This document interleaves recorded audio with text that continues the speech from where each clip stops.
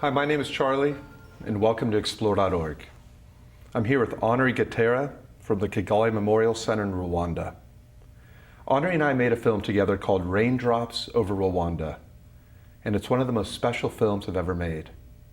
It also happens to be Honoré's first time in America, so it's an honor to be here with you. Thank you very much. You're welcome. Honoré, you work for the Kigali Memorial Center in Rwanda. Mm-hmm. Can you share a little bit about what Kigali Memorial Center is and what you do there? Yeah, the Kigali Genocide Memorial Center is one of the memorials that we have in Rwanda, and I would say expect it to be the biggest one, because from 1994, after the disaster of genocide where more than 1 million people died, we have around 499 memorials, including small memorials. So that's one of the big 5 memorials that we have in Rwanda that was created in 1999 as a dignified burial for more than 250,000 people who died in the capital of Rwanda. And it's a memorial that afterwards in 2004, when we were celebrating the 10th anniversary of the genocide, was assigned to the main objective of educating people. Even if we have a burial place for the respect of our beloved one that we lost, we need to educate the future generations of Rwanda, and we need to educate the world. You know, one thing I so enjoy about you is that you're such a humble spirit. Mm-hmm. But you're also a young man who's entertained countless world leaders and US presidents. Mm-hmm. What's that like? I mean, that must be a lot of responsibility.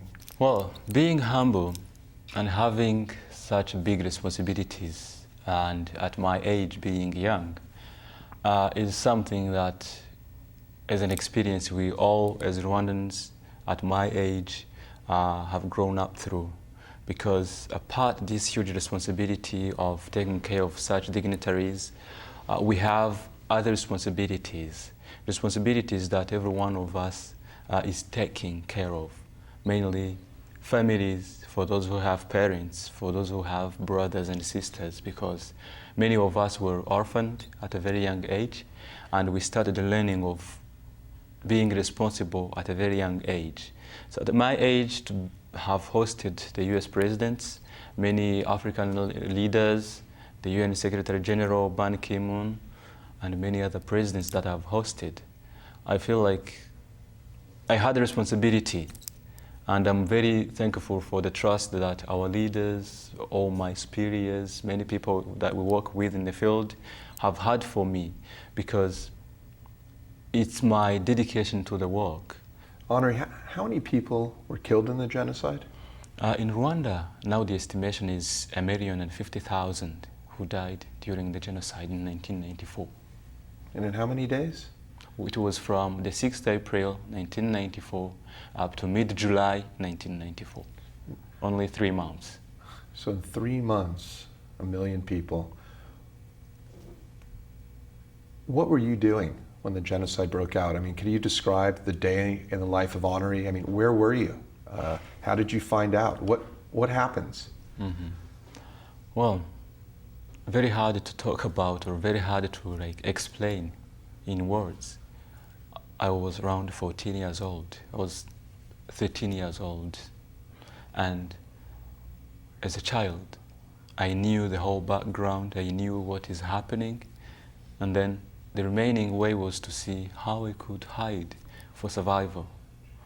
And here I'm now talking to you, not really knowing how come I did survive, because when human beings are turning to other human beings, start killing and even hunting people, it's an experience to see how you use a dog to hunt someone in the bush hiding from you. So it's a kind of experiencing how in our minds as human beings we have a switch that goes to one negative side, or that goes to red and green. And it's always in the middle. Something can switch it to the green or to red. So I've seen how in the minds of people that switch can be switched to red, and then people start being animals. Because an experience that we went through for 3 months, it's like we were not in the world. We were somewhere else. Do you consider yourself lucky to be alive today? More than lucky. Because I've been on the line of death more than 3 times, and I could escape. Seeing death in front of you as you can see me here in the interview. And how did you escape? Can you share a story? Yeah, I can share the story, but I don't know how, also myself. This story, one of the stories of death that I always keep in my mind that reminds me how it's really, it's not even being lucky. I don't know how I can explain it. Is by the time I was online of the identity cards checking, and I was 14. I couldn't have an identity card. And everywhere there were roadblocks set up, and everyone was requested to pass on his identity card. And I didn't have one. To be not having an identity card in Rwanda by that time was like you were a Tutsi who needed to hide, and they would kill you straight away. So I was waiting to get killed. And on the line in front of me, there was a gentleman who was like 20 years old. That one could show his identity card, and they remarked that he was a Tutsi. And they immediately started singing, "Here we have got a snake, here we have got a cockroach. Could you please take care of him?" To mean, could you kill him? Those are the guys who were on the roadblock. And they were searching him with everything, checking if he doesn't have any money or anything with value so that they could take it with them. By the time they were busy with getting back the money to the guy and taking him to the nearby forest to be killed, I passed by the roadblock. So I can't tell. Standing there, trembling, waiting for being killed, and then escape at the last minute. I didn't know that guy. I don't even know his name. But he remains a souvenir for me, or he remains in my memory. And he died. I'm a Christian, thinking that wherever he is, wherever his spirit is, he's still watching me what I'm doing, because he has been a sacrifice to me. Did your family survive? No, not all of them survived, but I'm lucky because I still have my mother in Rwanda. So that's a chance, because I know friends, colleagues, younger than me, at my age, who lost everyone. Mm-hmm. The guerrillas of Rwanda. Yeah. After visiting Honoré, I was going to go do a trek to visit the guerrillas. And I asked Honoré if he'd like to come, and he said, "I've never visited the guerrillas." Mm-hmm.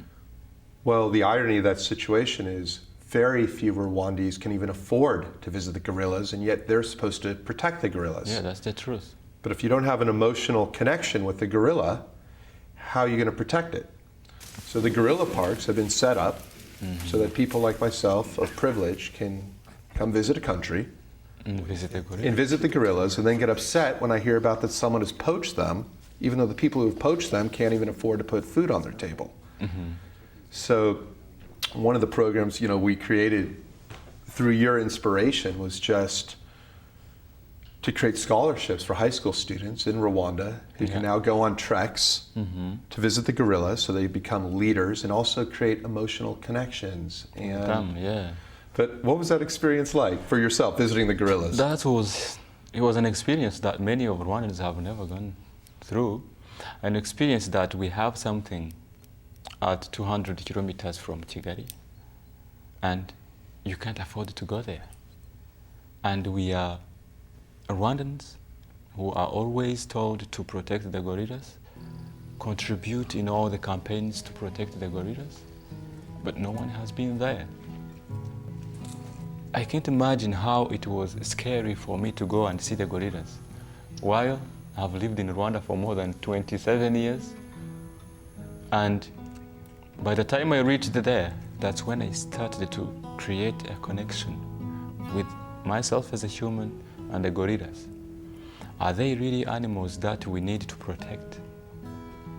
What do we learn from the gorillas? Is it really necessary to visit them? Those are kinds of questions that I was asking myself, seeing a gorilla interacting as a human, having a family. And that's when I started understanding really that we have good things that can teach us more than we even think. But no one has got the privilege to go and see those things. You talk about gorilla to a high school kid and he says, yeah, I know a gorilla, I've seen a gorilla on TV. Do you know where they are? No. Do you know why we need to protect them? No. Honoré, one of the big issues in America today is post-traumatic stress syndrome. Do people in Rwanda, are they feeling the same thing? Is there a lot of post-traumatic stress with people in your field who are trying to help people dealing with genocide? If I answer this question, you will be amazed, because it's very recently that I knew the word PTSD. And we had people really even dying due to PTSD. The service we had in Rwanda was trying to deal with it, but it was a shame for Rwandans. A shame to feel like you have problems and you're going to see a doctor or a psychologist to help you. It was not even easy for many people to tell the truth to the psychologist, who can then look at a way of helping them. They could even go there and lie. While you lie, you are not cured. And recently, like 3 years ago, that's when this service is getting strengthened. We are having more services, we are having more expertise, we are having more experts, people from all over the world coming to support. And it's really helping now. People are getting out from where they've been for 16 years. Sometimes I say, is it possible that we can live in these conditions for 16 years and then get to know that you have PTSD, that everything you are doing is getting wrong because you have this? I couldn't believe it, but up to the moment, I understand the reason everything has happened, because we had young people who could not do anything successful. Survivors who were going to schools, they couldn't study, always traumatized, burned out, nothing to do positively, and no one could know what is happening. And they were always saying, this is always because of he keeps remembering what happened to the family. Yeah, it's true, but there is a way of getting out from there, and we didn't know that way. As a country that's been forced to reconcile their differences and try to live harmoniously with each other, I often wondered, what advice would you have for people in the Middle East? Mm-hmm. Like, when you watch all this warring going on and that won't stop, do you ever sit back and watch this? I mean, do Rwandese or the president, is there any advice? Like, how can people learn to live together when they've been brought to believe that they're here to tear each other apart? I haven't been to the Middle East, but there is a belief that I have from those people. They do not only have differences that are making them fight, but they have other good things that could create their unity. The media is portraying one sad and bad side of what is happening in the Middle East. But I think my advice is to look up their societies and see what is the positive thing, or what do we have as a good thing that would help us to get united.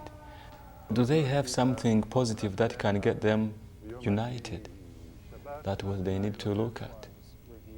They don't need to look at what separates them, but what unites them.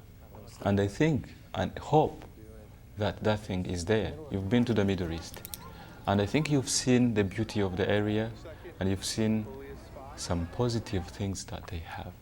do you think they couldn't be based on those positive things to build the unity of their countries? Well, first of all, hearing you speak, I realize, Honoré, that you are truly an ambassador of Explore. You love to learn, and you like to see the good in people. I do. And it's amazing. So just talking to you about that. And that's what Explore was about. So when we went to the Middle East, we tried to replace fear with trust and to show that there are good people doing good work everywhere and how similar people are. So I completely agree with you there. I break down the 3 books, I call them the trilogy of books, the Old Testament, New, and Quran, in a way that hopefully makes them user-friendly and shows people for the good, not the bad. So no, I agree 100%. Again, there's a lot of very powerful interests there that divide and spread fear. Yeah.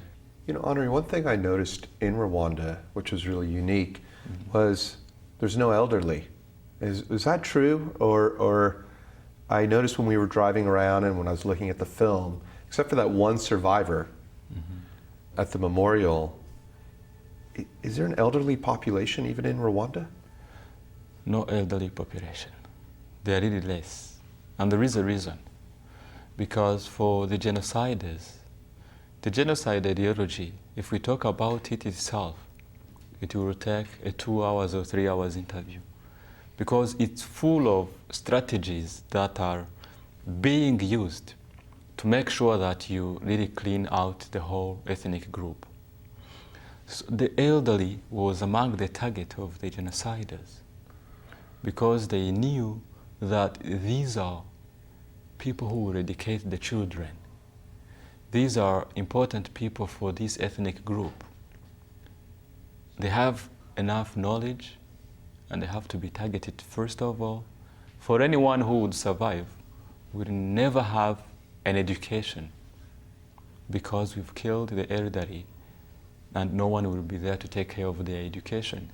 And we have a proverb in Kinyarwanda that says, if you have never got a message from your father at his time of death, you will never know what you have to do in the future. Which means, traditionally in Rwanda, a kind of testament or message would guide children after the death of their parents. But none of those parents could communicate a single message to their children before their death. So that was the mission of the genociders, to make sure that if there are children who will survive, or if the Tutsi will have a future generation, they will be a non-educated people. They will be a cultureless generation in Rwanda. Honoré, I created Explore with a dream of championing the selfless acts of others. And you, my friend, are truly a champion. It's a real honor to have you here. Yeah, I'm honored to have this experience. Thank you for watching Raindrops Over Rwanda. And remember, never stop learning.